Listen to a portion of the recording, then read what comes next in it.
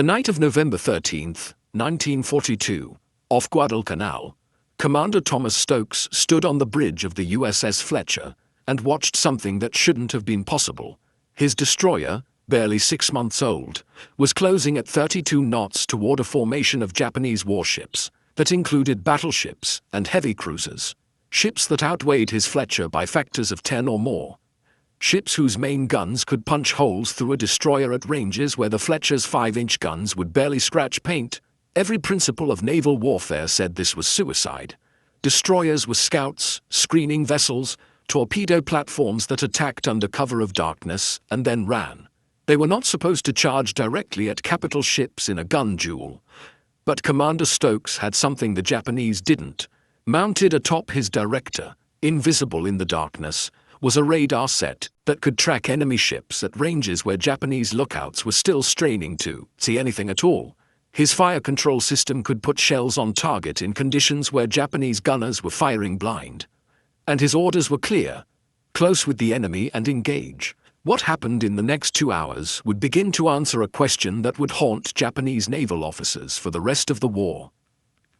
Why had their doctrine failed? Why were American destroyers, these small, supposedly inferior warships, proving to be the most dangerous surface combatants in the Pacific? If you're enjoying this deep dive into the story, hit the subscribe button and let us know in the comments from where in the world you are watching from today. The answer lay not in any single technological advantage or tactical innovation, but in a fundamental misunderstanding of what naval warfare would become in the Pacific. The Japanese had prepared for one kind of war. The Americans, almost by accident, had brought them another. And the destroyer, that workhorse of the fleet that both navies had in abundance, would reveal the gap between expectation and reality in the most brutal way possible. Japanese sailors who survived encounters with American destroyers spoke about them with a particular kind of dread in post-war interrogations, not respect, which they gave to American carriers and battleships, not dismissiveness, which they reserved for submarines that attacked from hiding. Dread. The kind that comes from facing an enemy that does things you believed impossible, that charges when it should retreat, that hits you in darkness from ranges where you can't even see it, that keeps coming even after taking damage that should have sent it to the bottom. This is the story of why Japanese naval forces came to fear American destroyers more than any other surface combatant. It's a story about radar and doctrine, about training and industrial capacity, about the psychology of night combat, and the terror of being outfought by a supposedly inferior opponent. But most of all, it's about the moment when Japanese confidence, built on years of success and careful planning, met a reality they had never prepared for.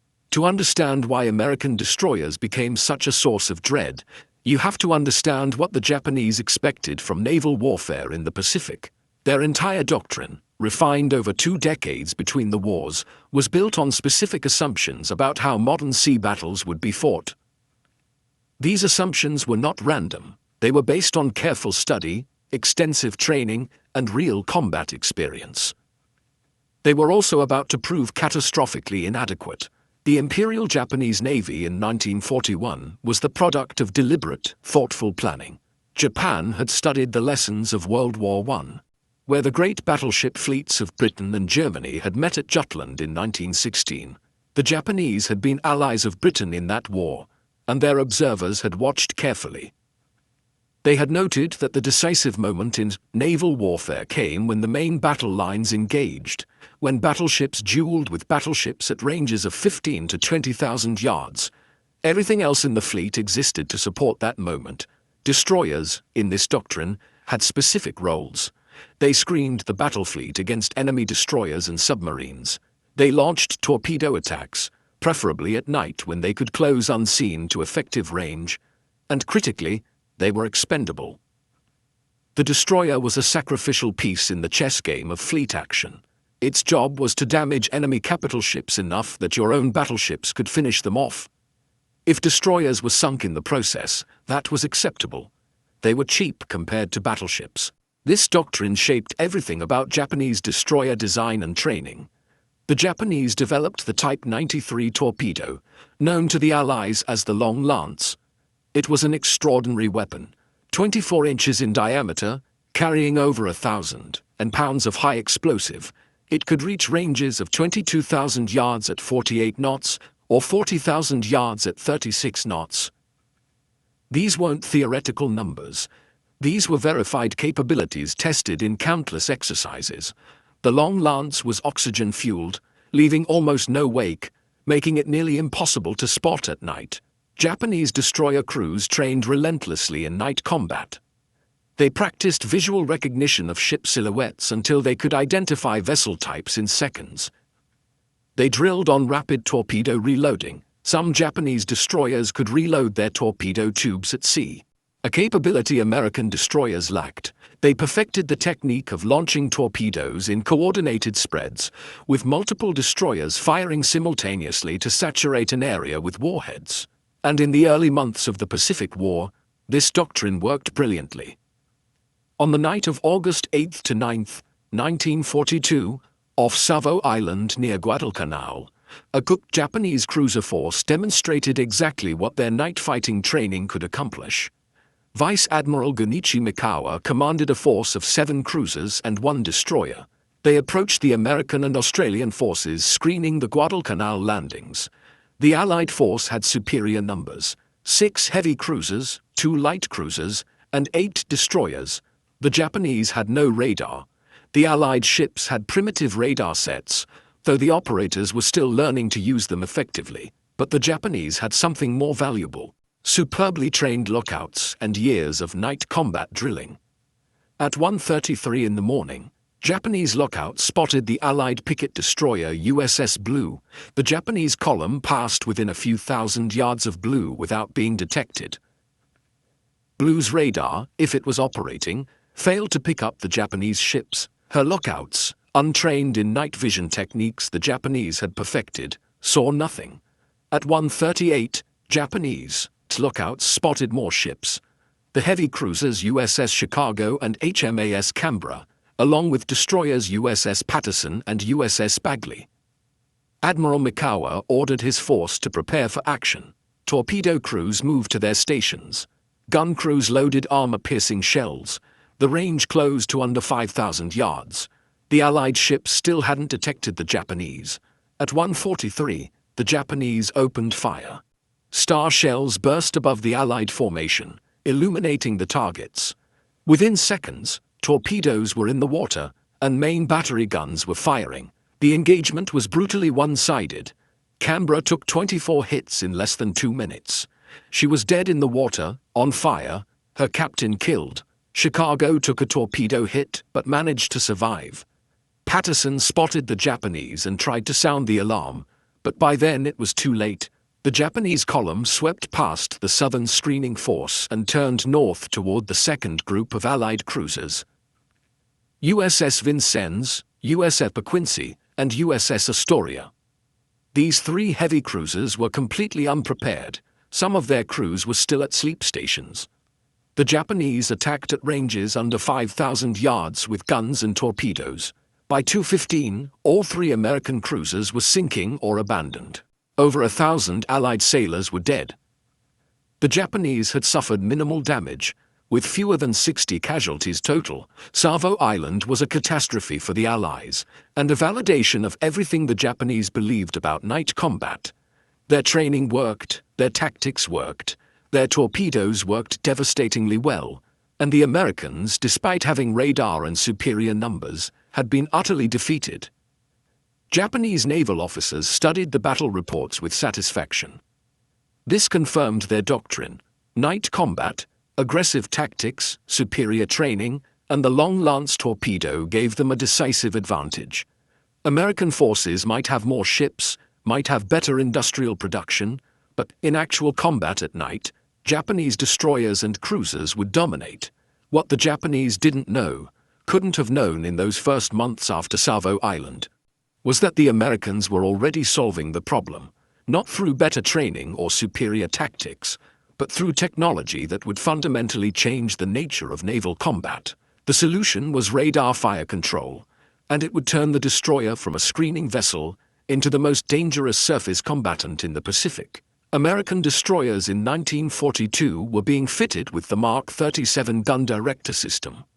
This wasn't just a radar set for detecting ships, it was an integrated fire control system that could track targets, calculate firing solutions, and direct guns automatically.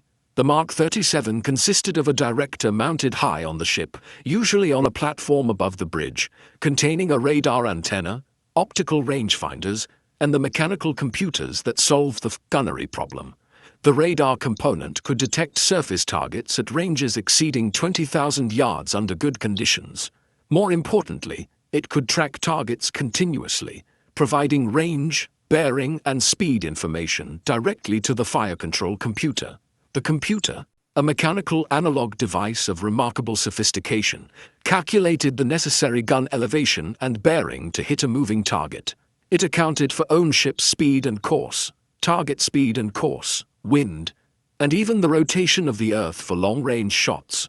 The Mark 37 could put 5-inch shells on target in complete darkness at ranges where Japanese lookouts couldn't even see the enemy ship.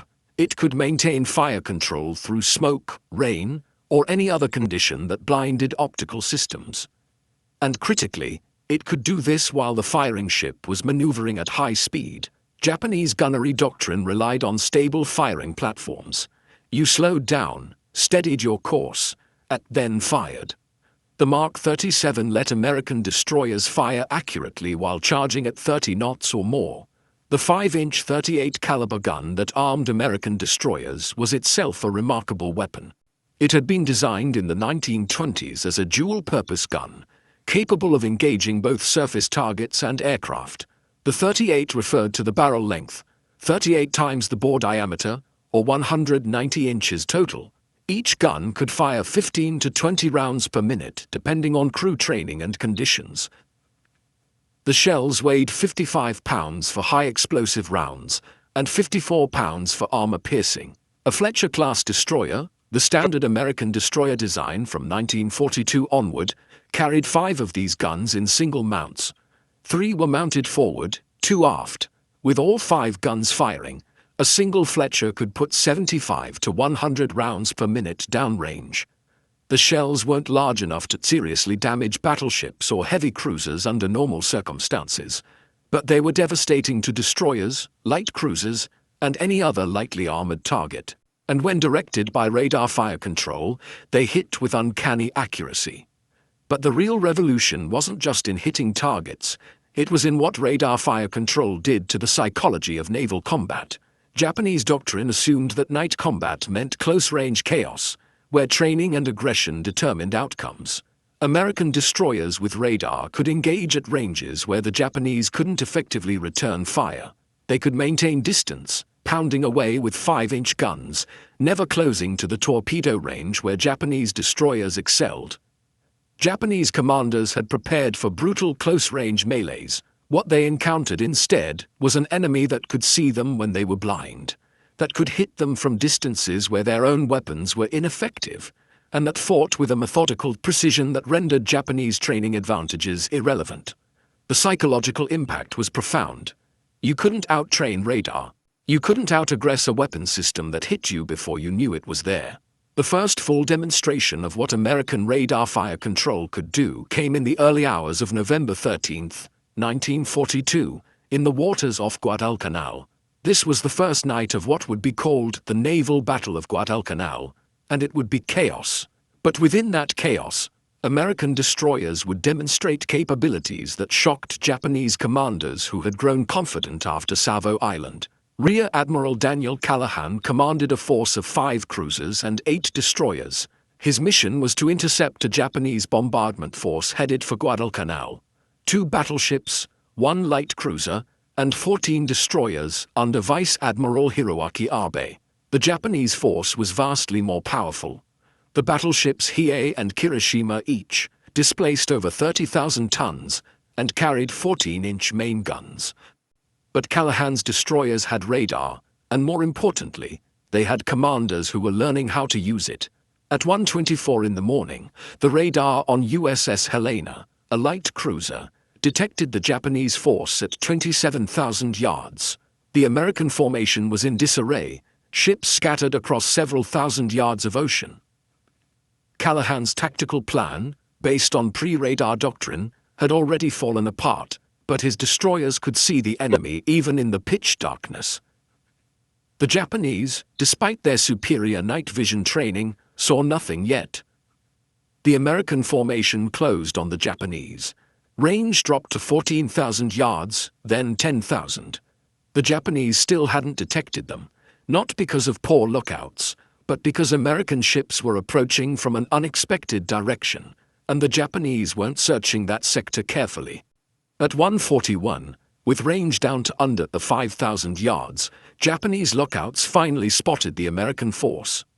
Admiral Abe, who had been expecting to bombard Guadalcanal unopposed, realized he was in a surface engagement. What followed was indeed chaos. At such close range, with ships from both sides intermixed, radar advantage became less decisive. Japanese training in close-range combat showed its value. The battle became a brutal knife fight at ranges under 5,000 yards, sometimes under 3,000. Ships on both sides were torn apart by point-blank gunfire. The destroyer, USS Cushing, took a hit from Hiei's 14-inch guns that nearly tore her in half. USS Taffy was battered by multiple ships and sank in minutes. The cruiser USS Atlanta was hit by friendly fire and Japanese shells simultaneously, setting her ablaze. But American destroyers fought with a ferocity that stunned the Japanese. USS O'Bannon closed to under 1,000 yards from battleship Hiei and raked her superstructure with 5-inch gunfire. The shells couldn't penetrate Hiei's armored belt, but they absolutely devastated the unarmored portions of the battleship. Bridge windows were blown out, fire control stations were wrecked, crew members caught in the open were killed by shell fragments. O'Bannon's guns fired so rapidly that their barrels began to glow red-hot, visible even through the darkness. USS Sterett closed on the Japanese destroyer Udachi and engaged in a point-blank gun duel. Both ships were hit repeatedly.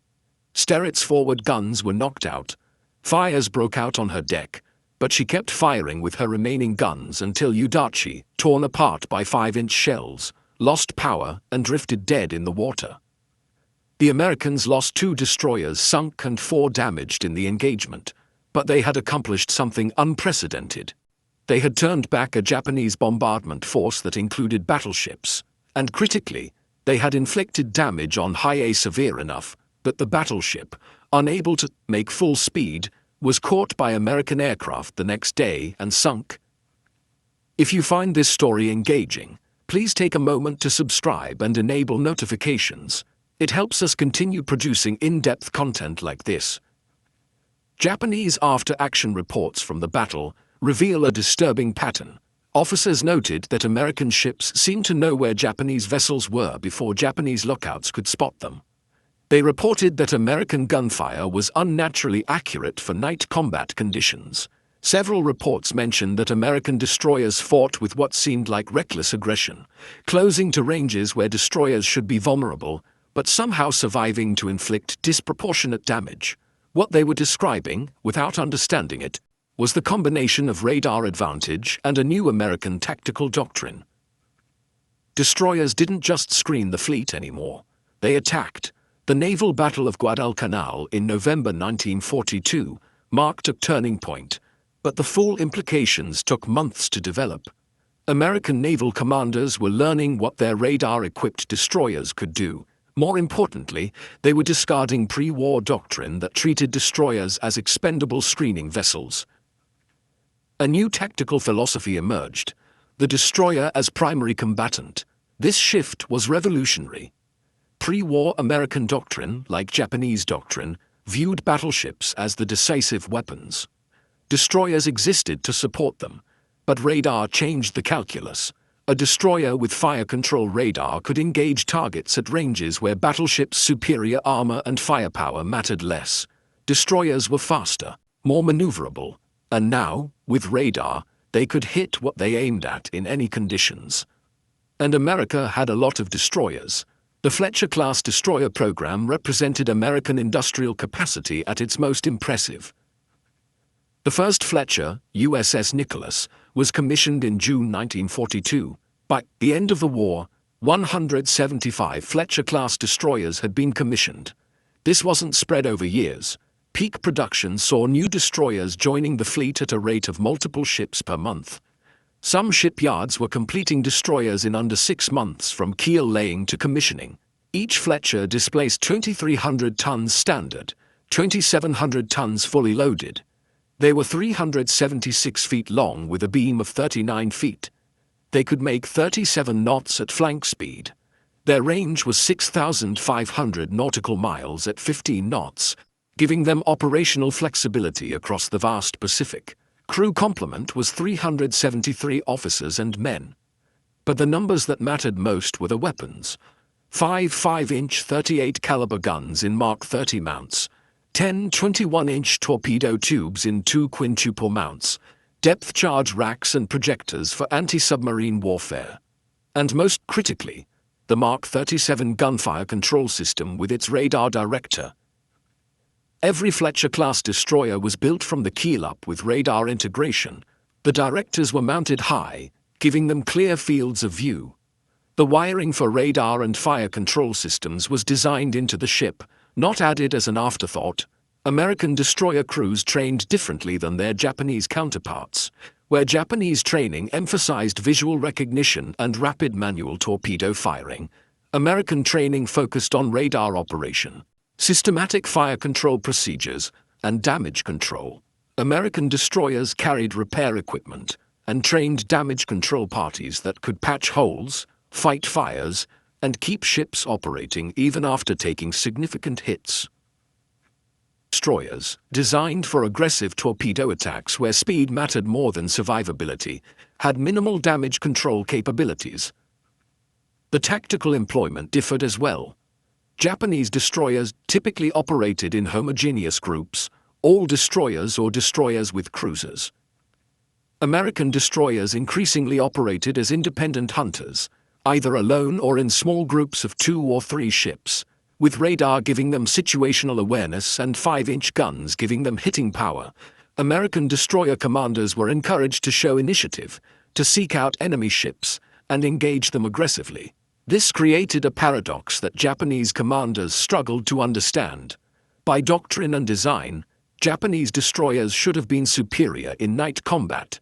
They had the long lance torpedo, with its tremendous range and hitting power. They had years of training specifically for night surface combat. They had tactics refined through constant exercise. But in practice, American destroyers were proving more dangerous, not because of any single advantage, but because radar gave them the one thing doctrine couldn't provide: the ability to see and shoot first in darkness. The ultimate demonstration of what American destroyers had become came on October 25, 1944, off the Philippine island of Samar. What happened that morning would validate everything American destroyer doctrine had evolved into, and it would cement in Japanese minds the particular dread that came with facing these ships. Task Unit 77.4.3, nicknamed Taffy 3, was a small formation of escort carriers screened by 3 destroyers and 4 smaller destroyer escorts. The carriers were CVEs, jeep carriers, small vessels designed to provide air support for amphibious operations. They were slow, lightly armed, and utterly vulnerable to surface attack. The destroyers were USS Howell, USS Heermann, and USS Johnston. The destroyer escorts were USS Samuel B. Roberts, USS Dennis, USS John C. Butler, and USS Raymond. At 6:45 in the morning, lookouts on the escort carriers spotted pagoda masts on the horizon to the northwest. These were Japanese battleships. Specifically, this was the center force of the Imperial Japanese Navy's Leyte Gulf operation. 4 battleships including the massive Yamato, 6 heavy cruisers, 2 light cruisers, and 11 destroyers, the most powerful surface action group the Japanese had assembled in months, stumbling upon what should have been easy prey. Vice Admiral Takeo Kurita commanded the Japanese force. His battleships could make 27 knots. The escort carriers could barely make 17 knots. His main guns ranged out to 25 miles. The carriers had nothing but 5-inch guns for self-defense. This should have been a massacre. The carriers should have been caught and sunk within an hour. That's not what happened. Commander Ernest Evans commanded USS Johnston. When he saw the Japanese formation, he didn't wait for orders. He turned Johnston toward the enemy and increased speed to flank, 37 knots, ordering his crew to general quarters. He was charging alone toward a force that included battleships. His 5-inch guns couldn't seriously harm a battleship, but he had 10 torpedoes, and more importantly, he understood that his job wasn't to sink battleships. His job was to disrupt them, delay them, buy time for the carriers to escape. Johnston closed to under 10,000 yards, well within range of Japanese heavy guns, and launched a full spread of 10 torpedoes at the heavy cruiser Kumano. Several torpedoes hit. Kumano's bow was blown off, forcing her out of the battle. Johnston then turned her 5-inch guns on the battleship Congo, firing rapidly at her superstructure. The shells couldn't penetrate armor, but they forced Congo to turn away, disrupting the Japanese formation's approach. USS Hoel and USS Heermann joined the attack. Hoel launched torpedoes at the battleship Congo and heavy cruiser Haguro. Heermann made repeated torpedo runs, maneuvering at high speed through the Japanese formation. The destroyer escort Samuel B. Roberts, a ship 1/3 the size of a Fletcher-class destroyer, charged into the battle and engaged heavy cruisers with her 2 5-inch guns, firing over 600 rounds before she was overwhelmed. The Japanese force was thrown into confusion. Destroyers were supposed to be screening vessels, not suicide attackers that charged battleships head-on. Kurita's force scattered, individual ships taking evasive action against torpedoes real and imagined. The Japanese cruisers and battleships fired thousands of shells at the American destroyers. Johnston was hit repeatedly, losing power to one engine, losing steering control, losing guns one by one. Hoel took over 40 hits before she sank. Samuel B. Roberts took fire from multiple cruisers and broke in half. But they accomplished their mission. The carriers escaped. Taffy 3's aircraft, joined by planes from other carrier groups, attacked the Japanese force continuously. By mid-morning, Kurita, his formation scattered and under constant air, the attack made the decision to withdraw. The most powerful Japanese surface force, assembled in the late war, had been turned back by escort carriers and destroyers. Japanese sailors who survived Samar spoke about the battle with confusion and a kind of horror. They described American destroyers that attacked like they were battleships, that seemed to have no fear, that kept coming even after being hit dozens of times. This wasn't how destroyers were supposed to fight. This wasn't rational naval tactics, and yet it worked. Post-war interrogations of Japanese naval personnel revealed consistent patterns when they discussed American destroyers. The accounts aren't filled with respect or acknowledgement of worthy opponents. They're filled with frustration, confusion, and that distinctive dread that comes from facing an enemy that violates your understanding of how war works. A Japanese destroyer captain captured after his ship was sunk off Guadalcanal in November 1942 told interrogators that the worst part wasn't the damage his ship took, it was the helplessness. He described searching the darkness for targets while American shells were already hitting his ship. He couldn't see them. His lookouts, trained for years in night observation, couldn't spot them.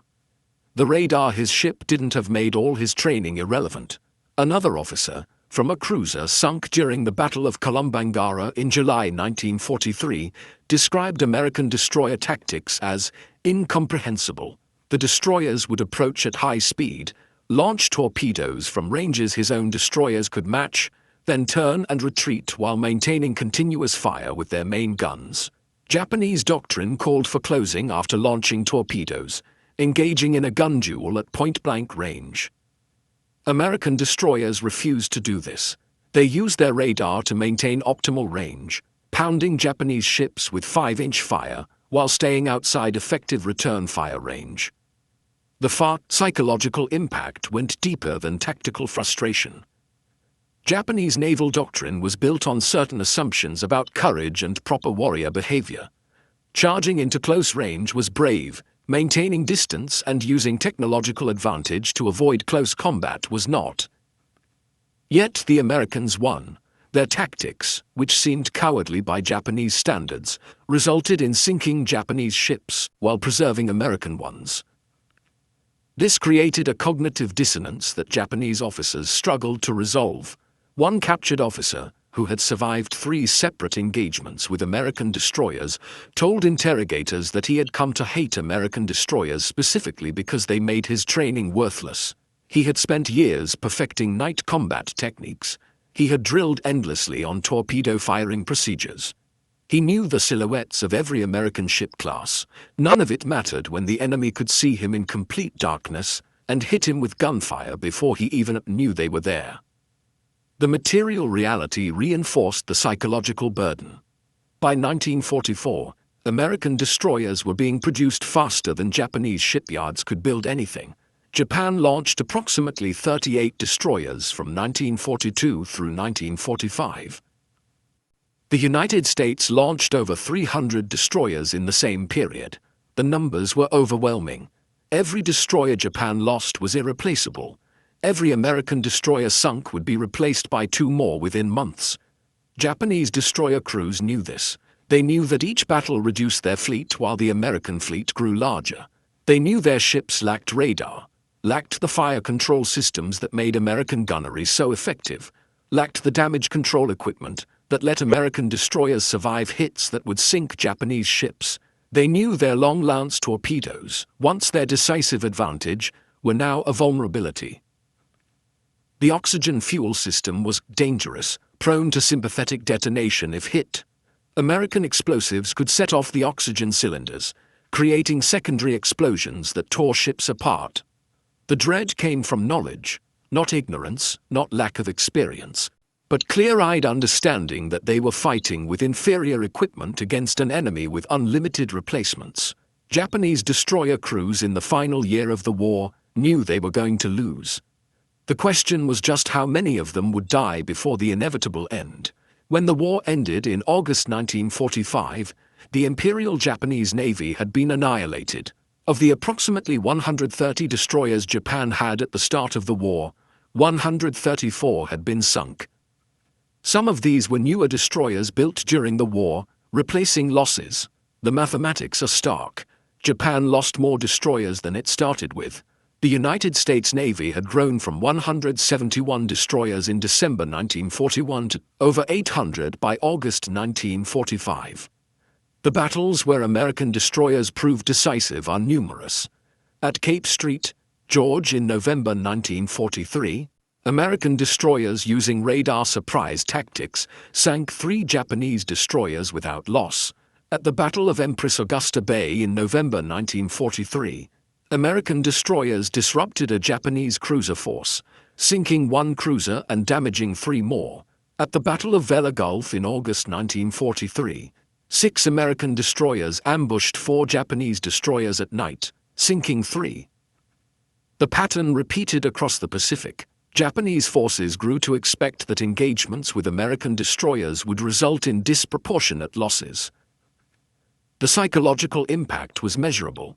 By 1944, Japanese tactical orders increasingly emphasized avoiding surface engagements when possible. This represented a complete reversal from the aggressive night-fighting doctrine of 1941 and Copperdick, 1942. But the story isn't just about technology or tactics. It's about what happens when doctrine meets reality, and reality wins. The Japanese had built their entire naval strategy around assumptions that proved false. They assumed night combat would favor training and aggression over technology. They assumed destroyers were expendable screening vessels, not primary combatants. They assumed their torpedoes and tactics would compensate for industrial disadvantages. Every assumption failed. Radar defeated training. Industrial capacity defeated tactical excellence. And American destroyers, those workhorses of the fleet that were supposed to be the supporting cast, became the ships Japanese sailors feared most. Not the battleships with their massive guns, not the carriers with their aircraft, the destroyers. The small, fast ships that could see in the dark and fought like they were 10 times their size. Commander Ernest Evans, who charged Johnston into the Japanese battle, off Samar, was posthumously awarded the Medal of Honor. He went down with his ship after ordering his crew to abandon ship. Survivors reported that he was last seen on the fantail, helping wounded men into the water. His body was never recovered. The crews of Howell and Samuel B. Roberts fought their ships until they sank beneath them. These weren't the largest battles of the Pacific War, but they represented something essential about what American destroyers had become. The Japanese had expected one kind of war, they got another, and in the gap between expectation and reality, between what they thought destroyers were and what American destroyers proved to be, lay the explanation for why Japanese sailors spoke about them with that particular dread. It wasn't just that American destroyers won, it was that they won by breaking all the rules, by doing things that shouldn't have worked, by turning the supposedly weaker piece on the board into the most dangerous. That's the cost of truth in naval warfare. Once you realize your doctrine is obsolete, once you understand your training can't overcome technological disadvantage, once you know the enemy has more ships, better equipment, and tactics you can't counter, you still have to fight. You still have to take your destroyer out into waters where American destroyers with radar are hunting. You still have to close to torpedo range, knowing they can see you first. You still have to fight, knowing you're probably not coming back. The Japanese learned to hate American destroyers more than any other ship in the Pacific, not because they were the most powerful, but because they proved that power isn't everything, that a smaller ship with better technology and aggressive tactics could defeat larger ships with superior training, that industrial capacity and systematic tactical evolution could overcome individual excellence and warrior spirit. These were lessons Japanese naval doctrine had no framework to process. And so dread remained. That sick feeling that came with radar pips appearing on screens you didn't have, with shells landing before you could see the enemy, with torpedoes in the water from ships you thought you'd outranged. American destroyers rewrote naval warfare in the Pacific, and the Japanese, who had pioneered night combat tactics and built some of the war's finest torpedoes, discovered their expertise meant nothing against an enemy that saw in the dark, and just kept building more ships. That was the truth that Commander Thomas Stokes understood on the bridge of USS Fletcher that November night in 1942. The war wouldn't be won by who trained harder, or who had better tactics. It would be won by who had radar, industrial capacity, and destroyers that fought like they had nothing to lose. Thank you for watching. For more detailed historical breakdowns, check out the other videos on your screen now, and don't forget to subscribe.